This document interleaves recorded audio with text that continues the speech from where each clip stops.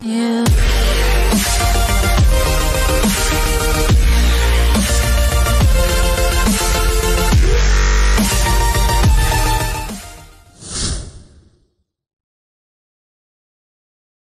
శ్రీకృష్ణ పరబ్రహ్మణే నమః.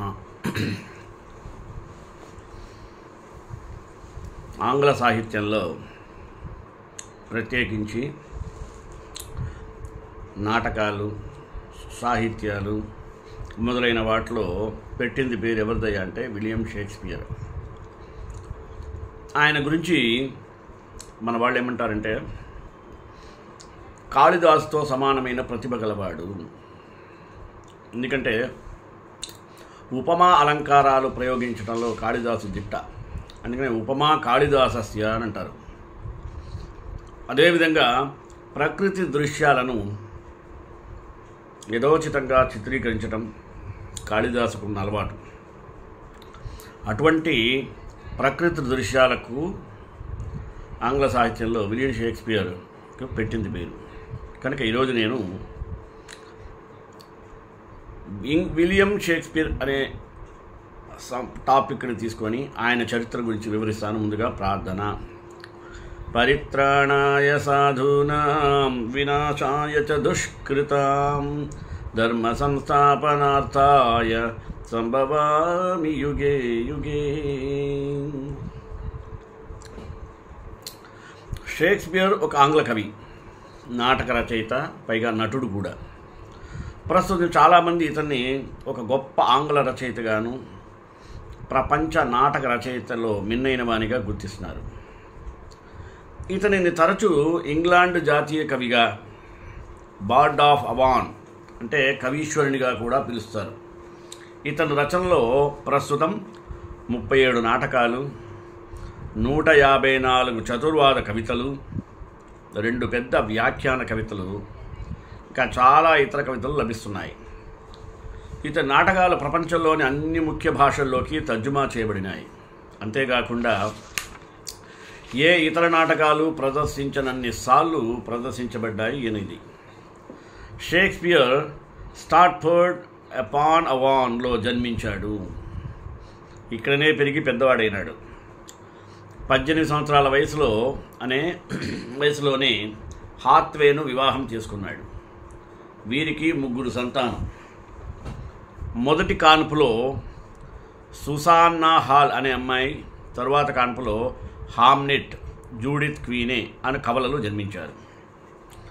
రమారమి 1785-92 మధ్య కాలంలో తన సొంత ఊరి నుండి లండన్ వెళ్ళి నటుడు, రచయిత చాంబర్లేన్ ప్రభువు మనుషులు, తరువాతి కాలంలో ఇదే కంపెనీ రాజుగారి మనుషులు కింగ్స్మెన్ అను నాటకాల కంపెనీలో భాగస్వామిగా విజయవంతమైనటువంటి జీవితాన్ని కొనసాగించాడు. 1613లో తిరిగి సొంత ఊరికి విశ్రాంత జీవితానికి వెళ్ళినట్లుగా తెలుస్తుంది. ఆ తరువాత 3 సంవత్సరములకు ఆ ఊరిలోనే మరణించాడట. షేక్స్పియర్ వ్యక్తిగత జీవితం గురించిన ఆధారాలు కేవలం కొన్ని మాత్రమే లభిస్తున్నాయి. మిగిలినవి శూన్యాన్ని భర్తీ చేయడానికి ఎన్నో కల్పనలు కల్పించబడ్డాయి. అంతవరకు వాస్తవం ఇదమిత్తంగా చెప్పలేము. ఈ కల్పనల్లో అతని శృంగార జీవితం, ధార్మిక జీవితం, అతని రచనలు నిజంగా అతనే వ్రాసాడా అన్నటువంటి అనుమానాలు రేకెత్తిస్తాయి. ప్రస్తుతం లభిస్తున్న రచనల్లో చాలా వరకు 1590-1613 మధ్య వ్రాసినవి. తొలినాళ్లలో షేక్స్పియర్ నాటకాలు హాస్యరస ప్రధానమైనవిగా, చారిత్రక నేపథ్యం కలివిగా ఉండేవి. 16వ శతాబ్దంలోనికి ఇతని రచనల్లోని కళాత్మకత, నాణ్యత గరిష్ట స్థాయికి చేరుకున్నాయి. ఆ తరువాత ఇతను 1608 వరకు ఎక్కువగా హ్యామ్లెట్, కింగ్ లియర్, మెక్బత్ వంటి విషాద నాటకాలు కూడా వేశాడు. ఈ నాటకాలు ఆంగ్ల భాషలోనే గొప్పవిగా కొనియాడబడుతుంటాయి. జీవితపు చివరి అంకంలో ఇతను షేక్స్పియర్ వివాద హాస్య నాటకాలు, రసప్రధాన నాటకాలు రాశాడు. ఇంకా ఇతర నాటక రచయితలతో కలిసి కొన్ని రచనలు కూడా చేశాట. ఇతని నాటకాల్లో చాలా వరకు తన జీవిత కాలంలోనే ప్రచురింపబడ్డాయి. కాకపోతే ఒక ముద్ర నుండి మరొక ముద్రణకు మధ్య చాలా తేడాలు ఉన్నాయి. 1963 సంవత్సరంలో ఇతని నాటక కంపెనీలో సహచరులు ఇతని మొదటి పూర్ణ రచనా సంపుటిని ప్రచురించారు. ప్రస్తుతం షేక్స్పియర్విగా గుర్తించబడిన నాటకాల్లో 2 తప్ప అన్నీ ఇందులో ఉన్నాయి. కోట్ ఆఫ్ ఆర్మ్స్ 1596లో ప్రదానం చేయబడింది. షేక్స్పియర్ తన జీవితకాలంలోనే మంచి కవిగా, నాటక రచయితగా ఎంతో పేరు ప్రఖ్యాతులు పొందాడు. కానీ అతని కీర్తి ప్రస్తుతం ఉన్న స్థితికి మాత్రం 19వ శతాబ్దం నాటికి చేరుకుంది. రొమాంటిక్ కవులు ప్రధానంగా షేక్స్పియర్లోని మేధాతత్వాన్ని గుర్తించి గౌరవించారు. ఆ తరువాత విక్టోరియన్ కాలంలోని కవులు షేక్స్పియర్ని మరింత ఎక్కువగా గౌరవించి పూజించారు. జార్జ్ బెర్నాషా మాత్రం వ్యక్తి పూజను బ్యాడోల్ట్రీ అని పిలిచాడు. ఇక 20వ శతాబ్దంలో ఇతని రచనలు విద్వత్తులోనూ అభినయంలోనూ వచ్చిన కొత్త విప్లవాలు దత్తత తీసుకున్నాయి. ఇతని నాటకంలో 20వ శతాబ్దంలో ప్రపంచంలోని విభిన్న సంస్కృతులు, విభిన్న రాజకీయ నేపథ్యాలలో తరచూ ప్రదర్శింపబడుతూ అనేక విధములైనటువంటి భాష్యాలు చెప్పబడుతూ వచ్చాయి. విలియం షేక్స్పియర్ తండ్రి పేరు జాన్ షేక్స్పియర్, తల్లి పేరు మేరీ ఆర్డెన్. తండ్రి జాన్ షేక్స్పియర్ ఒక విజయవంతమైనటువంటి చేతి తొడుగుల వ్యాపారస్తుడు, గ్లోబల్ పెద్ద అధికారి. జాన్ షేక్స్పియర్ అసలు ఊరు స్నిట్టర్ ఫీల్డ్. విలియం షేక్స్పియర్ తల్లి మేరీ ఆర్డెస్, పెద్ద మోతుబరి రైతు కుమార్తె ఆయన తల్లి. షేక్స్పియర్ తన తల్లిదండ్రులలో 8 మంది సంతానంలో 3వ వాడు. జీవించిన వారిలో మాత్రం పెద్దవాడు. విలియం షేక్స్పియర్ స్టాట్ఫర్డ్ అపాన్ అవాన్ అనే ప్రదేశంలో జన్మించాడు. 26 ఏప్రిల్ 1564లో బాప్టిజం పొందాడు. ఇతని కరెక్ట్ పుట్టినరోజు మాత్రం ఖచ్చితంగా ఎవరు చెప్పలేకపోతున్నారు. కానీ సాంప్రదాయానుసారం ఇతని పుట్టినరోజు ఏప్రిల్ 23 సెయింట్ జార్జ్ దినం నాడు జరుపుతారు. మరి దీనికి ఏదైనా చారిత్రక ఆధారాలు ఉన్నాయంటే అది కూడా లేదు. ఈ సాంప్రదాయం 18వ శతాబ్దం నాటి ఓ విద్వాంసుడు పొరపాటుగా చేసినట్టు అనిపిస్తుంది. ఏప్రిల్ 23నే షేక్స్పియర్ మరణించిన విషయం గమనార్హం. షేక్స్పియర్ చదువుతున్న స్కూల్ గూర్చి ఎటువంటి స్పష్టమైనటువంటి ఆధారాలు మనకు లభించకపోయినా ఇతని జీవిత చరిత్రను వ్రాసిన వారిలో చాలామంది 1553లో ప్రారంభమైన ఉచిత బడి అయిన స్ట్రార్పాడ్లోని రాజుగారి కొత్త బడిలో చదివాడు అనే విషయం మాత్రం అందరూ ఏకీభవిస్తున్నారు. ఈ బడి షేక్స్పియర్ ఇంటి నుండి సుమారు 1/2 కిలోమీటర్ లేదా 1/2 మైల్ దూరంలో ఉంది. ఎలిజబెత్ యుగంలోని వ్యాకరణ బళ్ళు అంటే స్కూల్స్ యొక్క నాణ్యత విషయంలో ఒకదానికొకటి చాలా భిన్నంగా ఉండేవి. ఆ ప్రకారం చూసినట్టయితే మన షేక్స్పియర్ చదివినటువంటి విద్యాలయంలో లాటిన్, వ్యాకరణం, పౌరాణిక శాస్త్రాలు బాగా చదివించి ఉంటారని చెప్పవచ్చు.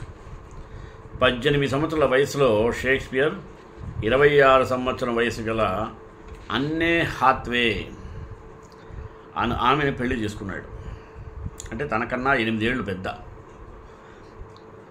వోర్సెస్టర్లోని డియోసెస్లోకి కన్సిస్టరీ కోర్టు వారు 1582 నవంబర్ 27న వీరి పెళ్లికి లైసెన్స్ ఇచ్చారు. ఆ తర్వాత రోజు ఇద్దరు పక్కింటి వాళ్ళు ఈ పెళ్లికి ఎటువంటి ఆటంకులు లేవని సాక్ష్యం ఇచ్చారు. బహుశా ఈ పెళ్ళి చాలా తొందరలో చేసి ఉంటారనుకుంటా. అందుకనే వోర్సెస్టర్ ఛాన్సలర్ పెళ్లి ప్రమాణాలను సాధారణంగా చేసే 3 పర్యాయాలను బదులు ఒక్కసారి చేయడానికి మాత్రమే అనుమతించారు. అన్నే 3 నెలల గర్భవతి. దానికి ఒక కారణమై ఉండవచ్చు. పెళ్లి తరువాత 6 నెలలకు మొదటి కూతురు సుసన్నా హాల్ జన్మించింది. 1783 మే నెల 26వ తేదీన సుసన్నా బాప్టిజం పొందింది. ఆ తరువాత 2 సంవత్సరాలకి కవలలు హామ్నెట్ షేక్స్పియర్ అబ్బాయి, జూడిత్ క్వీనే అనే అమ్మాయి జన్మించారు. సుమారు 2 సంవత్సరాల తరువాత 1785 ఫిబ్రవరి 2న వీరిద్దరూ కూడా బాప్టిజం పొందారు. హామ్నెట్ 11 సంవత్సరం వయసులో 1796 ఆగస్టు 11న మరణించాడు. కారణాలు ఎవరికి తెలియవు. ఈ కవలలు జన్మించిన తరువాత నుండి 1792లో లండన్ థియేటర్లో ఇతని పాత్ర గురించి తెలిసే మధ్యకాలంలోనే షేక్స్పియర్ జీవితం గురించి ఎటువంటి ఆధారాలు మనకు లభ్యము కాలేదు. విద్వాంసులు ఈ 1785, 1792ల మధ్య గల సంవత్సరాలను కోల్పోయిన సంవత్సరములు అని అంటారు. ఈ కాలంలోనే షేక్స్పియర్ చరిత్రను వ్రాశాడని, ప్రయత్నించిన జీవిత చరిత్రకారులకు అభూత కల్పనలు, అర్థ వాస్తవాలు ఎదురైనాయట. నికోలస్ రోవే అనే అతను షేక్స్పియర్ జీవిత చరిత్ర వ్రాసిన వారిలో మొట్టమొదటివాడు ఆయనే. ఇతను స్టాట్ఫోర్డ్ అక్కడ చదువుకున్నవాడు. స్టాట్ఫోర్డ్ వాసులు చెప్పుకునే ఒక కథను ఉటంకించాడు. దాని ప్రకారం షేక్స్పియర్ చట్ట విరుద్ధంగా జింకలను వేటాడిన నేరాన్ని తప్పించుకోవడానికి లండన్ నుండి పారిపోయినట్లుగా ఉన్నది. మరొకటి 18వ శతాబ్దంలో చెప్పుకోలు ప్రకారం షేక్స్పియర్ నాటక జీవితం నాటకాలు చూడటానికి వచ్చిన వారి గుర్రాలు కట్టివేసే పనితో మొదలైంది. జాన్ అబ్రే చెప్పడం ప్రకారం షేక్స్పియర్ లాంకషైర్ను చెందిన ఆక్సాండర్ హోంగ్టన్ బడిపంతుల ఉద్యోగం ఇచ్చాడు. ఇతను కాథలిక్ మతస్థుడు, భూస్వామి. ఇతని విల్లులో ఒక విలియం షేక్స్పియర్ను పేర్కొన్నాడు. లండన్ గొప్ప నాటక జీవితం. షేక్స్పియర్ ఎప్పటి నుండి వ్రాయడం మొదలుపెట్టాడో మనం ఖచ్చితంగా చెప్పలేము.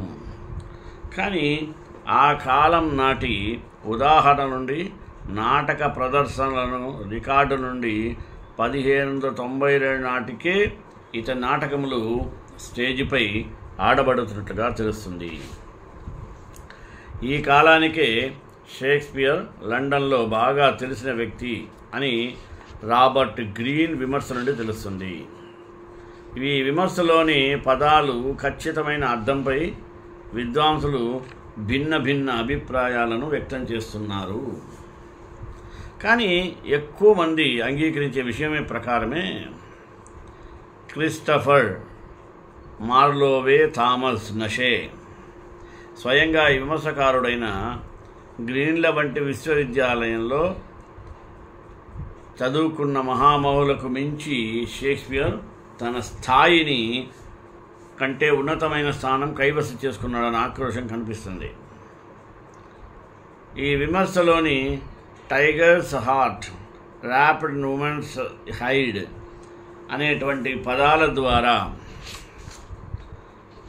షేక్ సీన్ అని గెలిచేయబడటం వలన గ్రీన్ షేక్స్పియర్ని తాను లక్ష్యంగా చేసుకున్నట్టు రూఢి అవుతుంది. గ్రీస్ యొక్క విమర్శలపై షేక్స్పియర్ నట జీవితంలో షేక్స్పియర్ నట జీవితానికి తొలిరిగిట ఆధారం. జీవిత చరిత్రకారుల యొక్క ప్రకారం షేక్స్పియర్ షేక్స్పియర్ నాటకాలు రాయడం 1580వ దశకంలో నుండి గ్రీన్ విమర్శ 1592కు ముందు వరకు ఎప్పుడైనా మొదలై ఉండవచ్చును. 1594 నుండి షేక్స్పియర్ నాటకాలు కేవలం చాంబర్లిన్ ప్రభు ఉన్నటువంటి మనుషుల కంపెనీలో మాత్రమే ప్రదర్శించారు. ఈ కంపెనీ కొంతమంది వ్యక్తులు కలిసి యజమానులుగా ఉండేవారు. వీళ్ళలో షేక్స్పియర్ కూడా ఒకడు. అతి త్వరలోనే ఈ కంపెనీ లండన్లోని ప్రముఖ నాటకాల కంపెనీగా అవతరించింది. 1603 సంవత్సరంలోని ఎలిజబెత్ రాణి మరణం తరువాత కొత్త రాజు జేమ్స్ ఈ కంపెనీకి రాయల్ పేటెంట్ బహుకరించి కంపెనీ పేరుని రాజుగారి మనుషులుగా మార్చాడు. 1799లో కంపెనీ సభ్యులు ఒక స్వామ్యంతో థేమ్స్ నది ఒడ్డున ఒక థియేటర్ నిర్మించారు. దీనికి గ్లోబ్ అని పేరు పెట్టారు. 1608లో వీరి భాగస్వామ్యం బ్లాక్ ఫేస్ ఇండోర్ థియేటర్ను కూడా తమ అధీనంలోకి తెచ్చుకున్నారు. షేక్స్పియర్ ఆస్తుల అమ్మకం కొనుగోలుపై రాజ్యాంగం పరిశీలిస్తే ఈ కంపెనీ షేక్స్పియర్ని ధనవంతుని కన్నా చేసినట్టు తెలుస్తుంది. 1597లో షేక్స్పియర్ స్టాట్ఫోర్డ్లో 2వ అతిపెద్ద ఇల్లు ఖరీదు చేశాడు. 1605లోనే స్టాట్ఫోర్డ్ క్లౌడ్లోనే పరిస్ట్ టైట్స్ అనే పేర్లలో పెట్టుబడి పెట్టినాడు.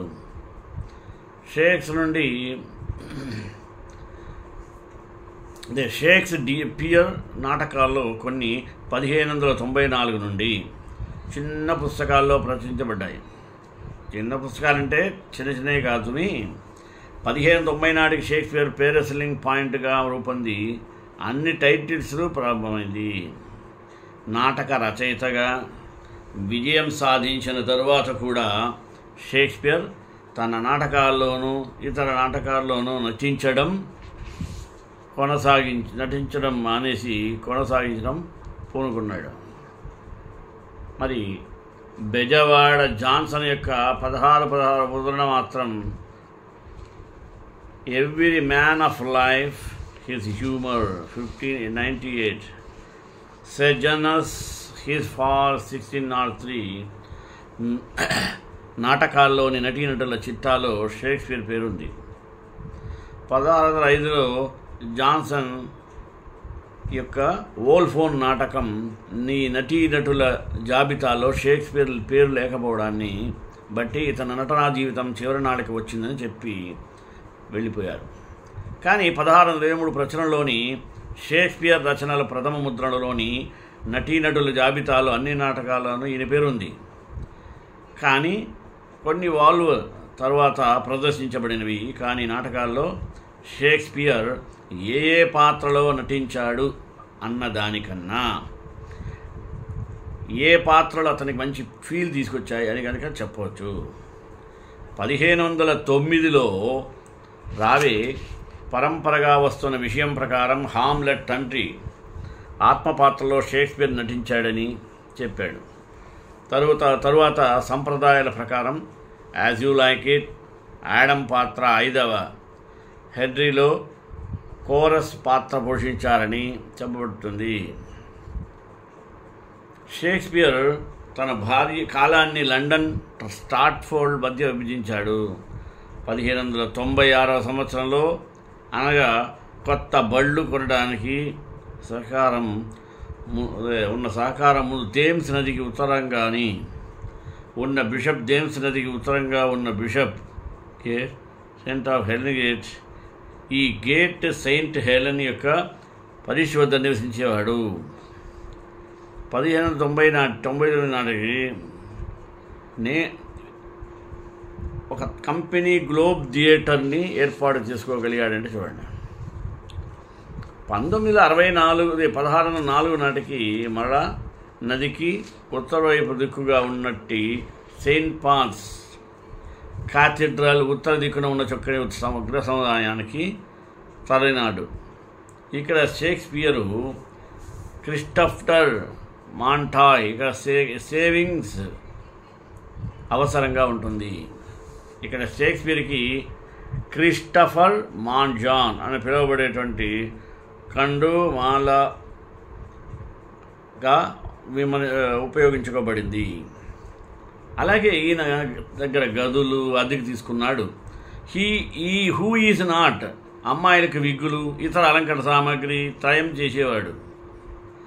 1612లో షేక్స్పియర్ తమ ఇంటి యజమాని కూతురు వివాహ వివాదం విషయంలో కోర్టుకు సాక్షిగా హాజరైనాడు.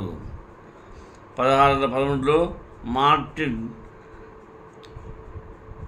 బ్లాక్ఫైర్ యొక్క ప్రైరీలో ఒక గేట్ హౌస్ కొన్నాడు.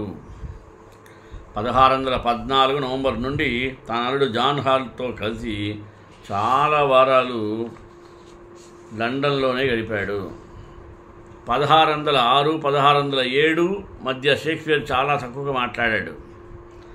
1613 తర్వాత అతను ఇతను ఊహించినట్లు చెప్పుకుంటుండేవాళ్ళు. ఆ తరువాత నాయకులు బహుశా జాన్ ఫ్లెచర్తో కలిసి వ్రాసి ఉండవచ్చును.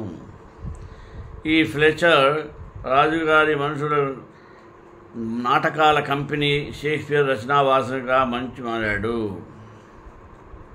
మరణం దీనికి మనం దుఃఖపడటానికి అవకాశమే లేదు. ఎందుకంటే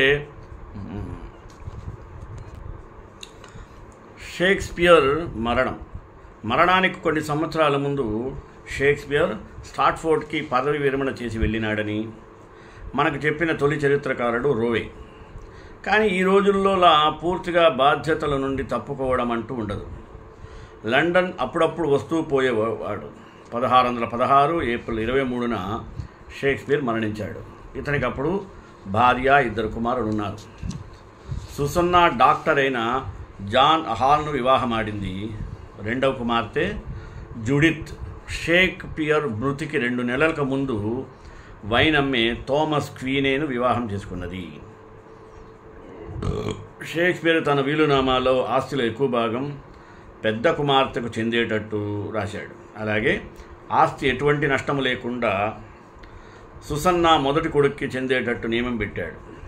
క్వీనేకు 3 సంతానం, కానీ వారిలో అందరూ పెళ్లికి ముందే మరణించారు. హాల్కు ఒకరే సంతానం ఎలిజబెత్. వీరు 2 మార్లు వివాహం చేసుకున్నారు. కానీ ఎటువంటి సంతానం లేకుండానే 1670లో మరణించారు. దానితో షేక్స్పియర్ వంశం అంతమైపోయింది. షేక్స్పియర్ వీలునామాలో భార్య గురించి కేవలం అరకొరగా మాత్రమే వ్రాయబడింది. అన్నేకి బహుశా 3వ వంతు ఆస్తి ఆటోమేటిక్గా వచ్చి ఉంటుంది. కాకపోతే షేక్స్పియర్ వీలునామాలో ఒక చోట మాత్రం తన భార్యకు 2వ ఉత్తమ మంచము చెందాలి అని వ్రాశాడు. ఈ వాక్యం వల్ల చాలా కల్పనలు వచ్చినాయి. కొంతమంది విద్వాంసుల ప్రకారం ఇది అన్నెను అవమానించడమే. కానీ మరికొంతమంది మాత్రం 2వ ఉత్తమ మంచం పెళ్లి నాటిదే ఉంటుందని, తద్వారా షేక్స్పియర్ భార్యపై ప్రేమను ప్రకటించినాడని చెప్పారు. షేక్స్పియర్ మరణానంతరం 2 రోజులకు హోలీ ట్రినిటీ చర్చిలో అంత్యక్రియలు జరిగాయి. 1623కు ముందు ఈ ప్రాంతంలో ఓ స్మారక చిహ్నం నెలకొల్పారు. దీనిపై షేక్స్పియర్ విగ్రహం నడుము వరకు ఉంచారు. నాటికలు విద్వాంసులు షేక్స్పియర్ రచనా కాలాన్ని 4 ప్రధాన భాగాలకు విభజించారు. 1590 దశకం మధ్య వరకు ఇతను రాసిన రచనల్లో 2 రకాలున్నాయి. మొదటి రకం హాస్య ప్రధానమైనవి. దీనిపై ఇటాలియన్ రోమన్ రచనల ప్రభావం బహుమెండుగా ఉంటుంది. 2వ రకం చారిత్రక కథాంశాలతో కూడినవి. వీటిపై పాపులర్ క్రానికల్ సాంప్రదాయపు ప్రభావం ఎక్కువగా ఉంటుంది. షేక్స్పియర్ రచనా కాలాల్లో 2వ భాగం 1595లో విషాదభరిత నాటకం రచించిన రోమియో జూలియట్తో మొదలై 1599లో రచించిన మరొక విషాదభరిత నాటకాలు రాశాడు. 1608, 1613, 4వ కాలంగా విభజిస్తారు. ఈ కాలంలో ఎక్కువ విషాద హాస్యభరిత నాటకాలు రాసినాడు. 3వ రిచర్డ్, 6వ హెన్రీ యొక్క 3వ భాగం షేక్స్పియర్ తొలినాటి రచనలుగా ఆధారాలు లభిస్తున్నాయి. వీటిని 1590 దశకంలో తొలి విభాగంలో రచించాడు. చాలా కాలం పాటు రచించినటువంటి షేక్స్పియర్ యొక్క అన్ని నాటకాలు సరైన కాలాన్ని గుర్తించడం కష్టతరమైనవి. అలాగే ఈ మధ్యయుగం నాటి నాటక సంప్రదాయాలు సెనికా యొక్క నాటకాల ప్రభావం కూడా ఉంది. షేక్స్పియర్ తొలినాటి రచనల్లో శాస్త్రీయ, ఇటాలియనేట్ కామెడీలు, క్లిష్టతరమైనటువంటి ద్విముఖ కథానికలు, ఖచ్చితమైనటువంటి హాస్య సన్నివేశాలు ఉన్నాయి. ఏ మిడ్సమ్మర్ నైట్స్ డ్రీమ్, ఓ నడివేసవి రాత్రి కళ అనేది శృంగారం, మంత్రతంత్రాలు, హాస్యం మొదలైన విషయాల కలయిక. షేక్స్పియర్ తరువాత హాస్యం అంతేపాడలో శృంగారసం మేళవించిన నాటకం ద మర్చెంట్ ఆఫ్ వెనీస్ అనేది ఒక పీనాసి యూదు వ్యాపారిని కుడిలత్వాన్ని చూపుతుంది. ఇది విక్టోరియా కాలం నాటి ఆలోచన విధానాన్ని ప్రతిబింబిస్తుంది. కానీ నేడు మాత్రం జాతి అహంకార భావము కలవిగా కనిపిస్తుంది. కుటిలత్వం, పదాడంబరత్వం గల much ado about nothing as you like ఇట్లోని ఆకర్షణీయమైన గ్రామీణ వాతావరణం, ఆనంద ఆస్వాదనతో కూడిన 12th నైట్లలో షేక్స్పియర్ కామెడీల వరసి ముగుస్తుంది. ఇక పద్య కవిత్వంతో నిండిన రెండవ రిచర్డ్ తరువాత పూర్తిగా వచనంలో రాసిన 4th హెన్రీ ప్రథమ ద్వితీయ భాగాలు, 5th హెన్రీ చారిత్రక నాటకాలలో హాస్యరసాన్ని మేళవించాడు.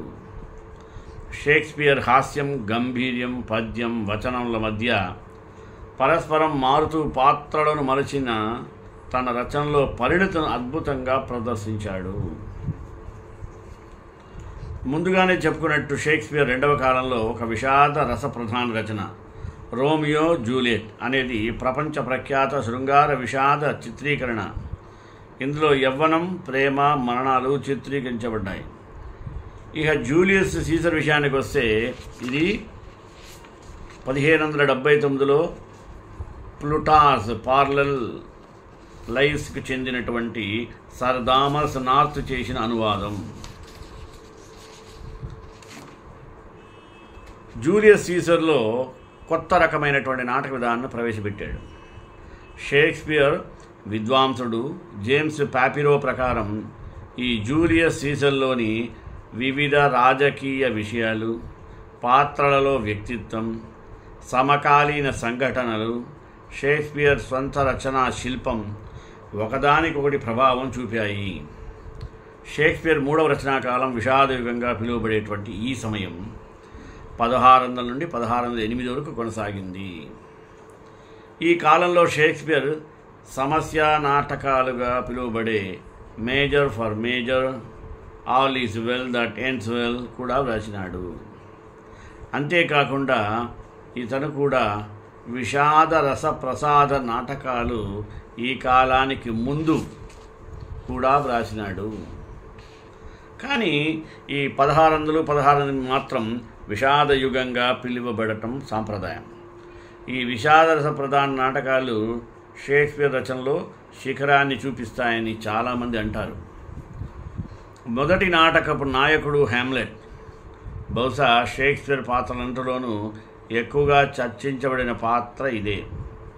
మరీ ముఖ్యంగా అతనిని చెయ్యాలా వద్దా అను అంతర్మదనం నన్ను చాలా కట్టిపడేసింది.